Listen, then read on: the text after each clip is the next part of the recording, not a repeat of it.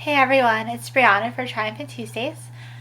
This week I'm going to be answering Nikki's question, and I have to look at my phone again because it's really long, but here we go. You have a rather unique recovery story since your eating disorder has a lot to do with cerebral palsy. Many people with eating disorders struggle with feeling like they are not eating disordered enough to recover because they do not fit the diagnosis to a T. Please explain how and why you chose to acknowledge that you needed to recover from an eating disorder, rather than passing it off as a symptom of cerebral palsy or denying that you had a problem. Wow, epic question, Nikki. I will try to keep this video under an hour.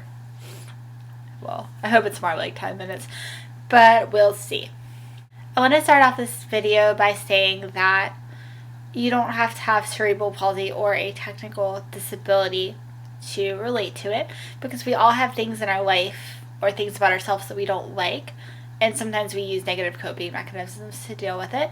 And I hope to show you guys that you don't have to do that. Like, that doesn't have to be the only option, and we can overcome hard things in our life, and we can learn to accept them.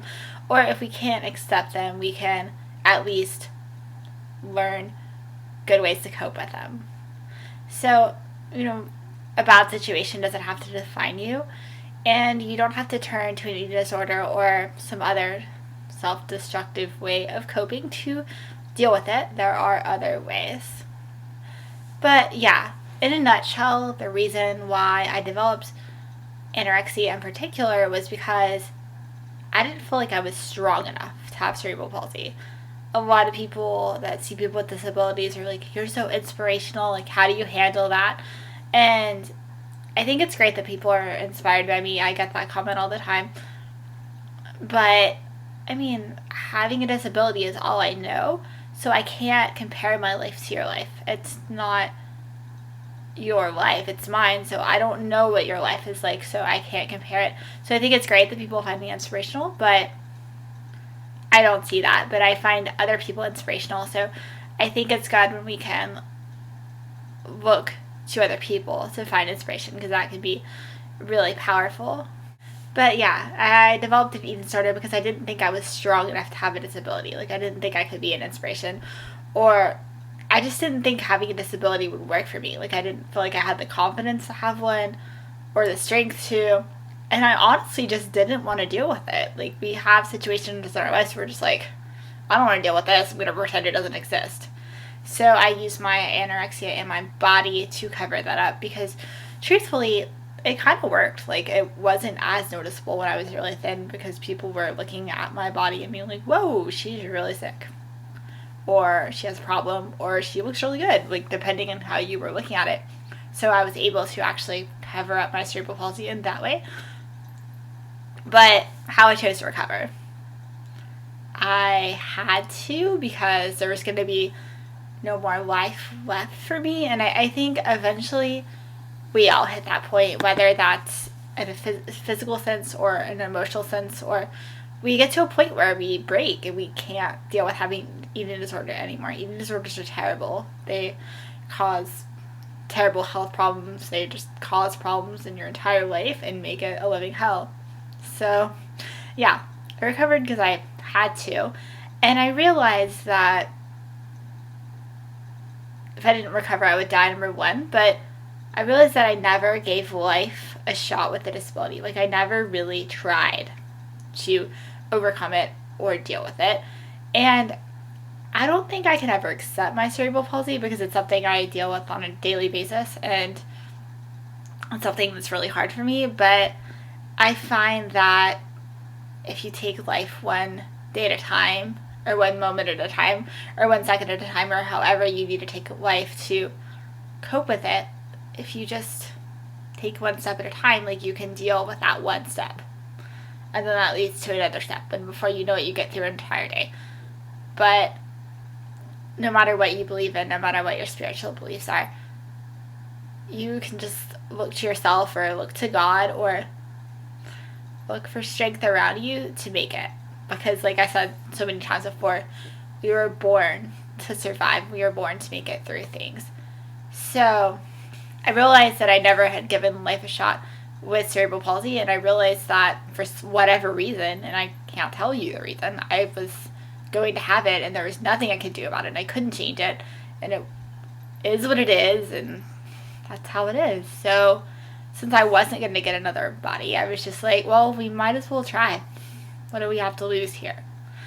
And it's been incredibly difficult, and to be honest, I still hate the way I walk. I still think about it. I try to walk as straight as I can, but you know what? I can't. People notice.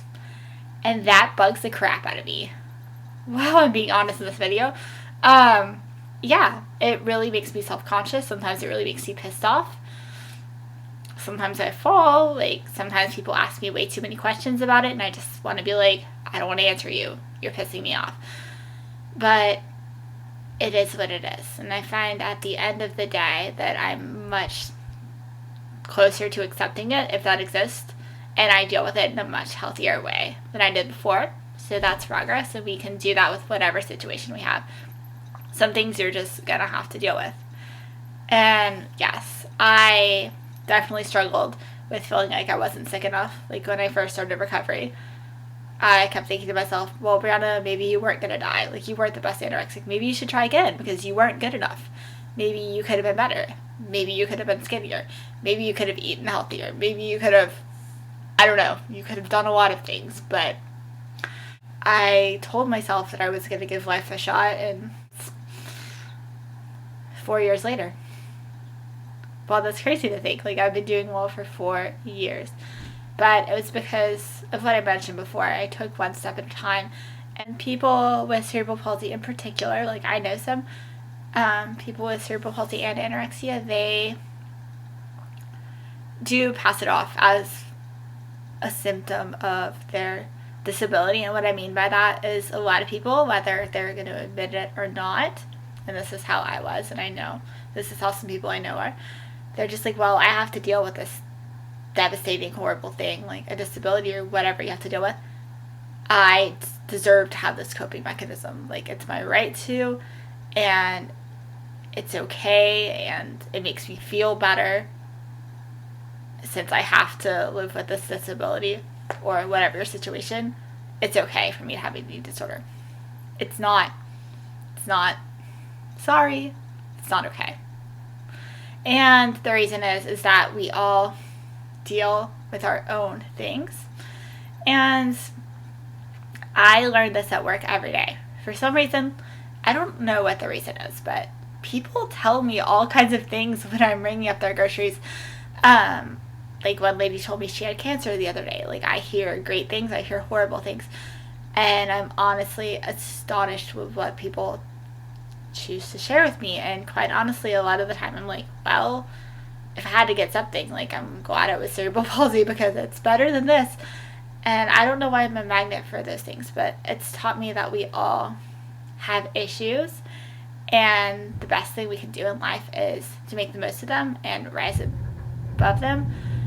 And like I said, like, I don't know why I have cerebral palsy, but in order for me to cope with it, I have to believe that it was given to me for some kind of purpose, and I don't know what that is yet. But if I find out, I'll get back to you. But yeah, I don't know, but it was obviously given to me for some kind of purpose. So I do my best to deal with it, and I wouldn't be who I am without my disability. It taught me to be strong. It taught me to overcome obstacles. It taught me to be grateful. It taught me to be creative and think outside the box and do things in a different way, which helps me in life. It taught me to be compassionate towards other people. It taught me not to judge people. It made me very empathetic. It made me want to be a therapist, among other things. I wouldn't be who I am without it, so it's hard for me to say that I wouldn't want to have it, because then I wouldn't be who I am. But if you think about whatever you're struggling with, if it's epic, then it's obviously made you the person that you are. So if you take a problem that you kind of just have to accept, or at least learn to cope with, and try to think about the positive things it's given you, that can definitely help you. What I'm trying to say in this video is that we all have our own challenges, and we're all born to survive. So I know you guys can make it. I know you can get through anything.